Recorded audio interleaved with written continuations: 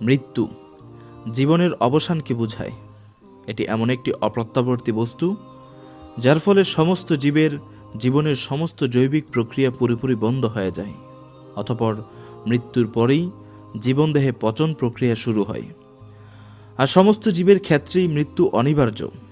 এতটাই সত্য ও চিরন্তন যে পৃথিবীতে সৃষ্টিকর্তা মহান আল্লাহকে বিশ্বাস করে না এমন পাপিষ্ঠ থাকলেও মৃত্যুকে বিশ্বাস করে না এমন পাপিষ্ঠ খুঁজে পাওয়া দুষ্কর ব্যাপার। এর কারণ মৃত্যুকে ক্ষমতাময় মহান আল্লাহ প্রকাশ্য নিদর্শন ও চিরন্তন সত্য বস্তুতে পরিণত করে সৃষ্টি করেছেন এবং তা ব্যাখ্যাহীনভাবে সুস্পষ্ট বর্ণনাও করেছেন। মহান আল্লাহ তাআলা কোরআনুল কারিমে বলেন, কুল্লু নাফসিন যায়িকাতুল মাউত, অর্থাৎ প্রতিটি নফসকেই মৃত্যুবরণ করতে হবে। মৃত্যু বা মরণ যেমন স্পষ্ট ও সত্য, তেমনি এই মৃত্যুর কার্য পরিচালনাকারী ফেরেশতা ও মৃত্যুর ভয়ঙ্কর বর্ণনাও চিরন্তন সত্য। হযরত রাসূলুল্লাহ সাল্লাল্লাহু আলাইহি ওয়াসাল্লাম বলেছেন, আল্লাহ তাআলা মৃত্যুকে সৃষ্টি করে ৭০,০০০ জিনজির দ্বারা আবদ্ধ করে ৭০,০০০ পর্দার আড়ালে রেখে দিয়েছিলেন। সেই জিনজির এত বড় ছিল যে একটা তেজি ঘোড়া সহস্র বছর পাড়ি দিলেও তার একটি প্রান্ত অতিক্রম করতে পারবে না। ফেরেশতাগণ কেউই জিনজিরের শব্দের ভয়ে মৃত্যুর কাছে যেত না। সুতরাং মৃত্যু যে কি জিনিস সেটা তারা জানতও না। একদিন আল্লাহ তাআলা সকল ফেরেশতাদের ডেকে মৃত্যুকে পর্দার আড়াল থেকে উন্মোচন করলেন, কিন্তু ফেরেশতাগণ মৃত্যুর ভয়ানক আকৃতি দেখে ভয়ে কাঁপতে কাঁপতে অজ্ঞান হয়ে পড়ে থাকলেন। তারপর মহান আল্লাহ হাজার হাজার বছর পর ফেরেশতাদের জ্ঞান ফিরিয়ে দিলেন। ফেরেশতাগণ জিজ্ঞাসা করল, হে আল্লাহ, এর থেকে বড় কিছু কি আপনি সৃষ্টি করেছেন? তখন মহান আল্লাহ তাআলা বলেন, আমি মৃত্যুকে সৃষ্টি করেছি এবং আমি এর চেয়েও অনেক বড়। অতঃপর আল্লাহ তাআলা হযরতে আজরাইল আলাইহিস সালাতু ওয়াস সালামকে বলেন, হে আজরাইল, আমি তোমাকে মৃত্যুর উপর ক্ষমতাবান করলাম। তখন হযরতে আজরাইল আলাইহিস সালাতু ওয়াস সালাম বললেন, হে আল্লাহ, আমার কি এমন ক্ষমতা আছে যে আমি মৃত্যুকে আয়ত্তে রাখতে পারি? তখন আল্লাহ তাআলা হযরতে আজরাইল আলাইহিস সালাতু ওয়াস সালামকে মৃত্যুর চেয়েও সহস্র গুণ শক্তি প্রদান করলেন। ফলে আজরাইল আলাইহিস সালাম মৃত্যুকে স্বীয় ডান হাতের মুঠোয় আবদ্ধ করে ফেললেন।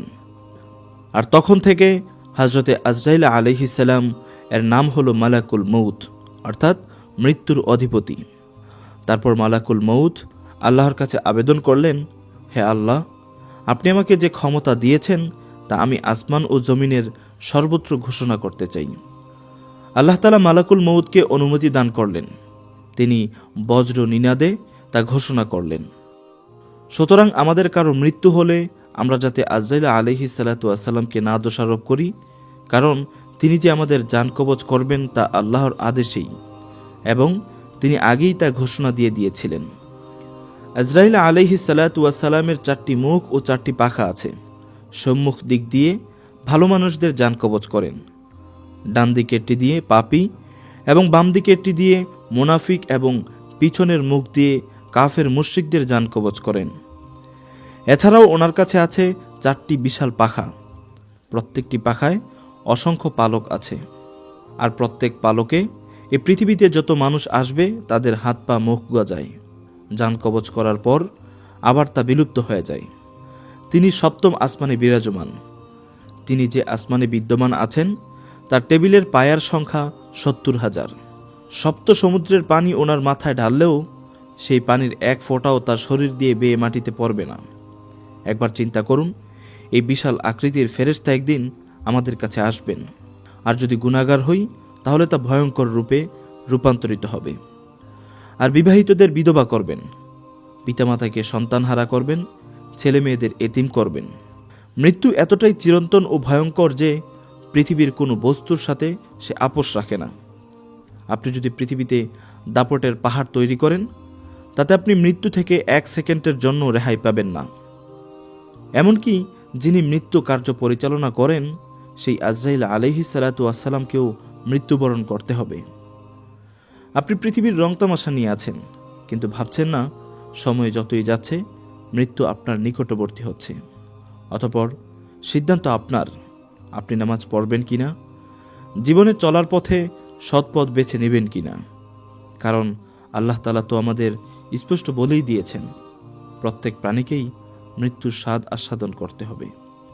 আল্লাহ তাআলা আমাদের মৃত্যুর প্রস্তুতি নেওয়ার তৌফিক দান করুক। আমিন।